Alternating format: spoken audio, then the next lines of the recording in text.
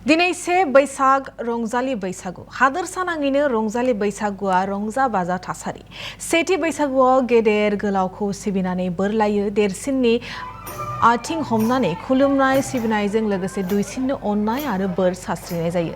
दिनैनि सानावनो बर'फोरा गोखा गोखैबो जानाय जायो। बेबायदिनो दोरोङारि हमथाना दुइसिना देरसिनखौ खुलुमनाय मान होलायनाय जायो।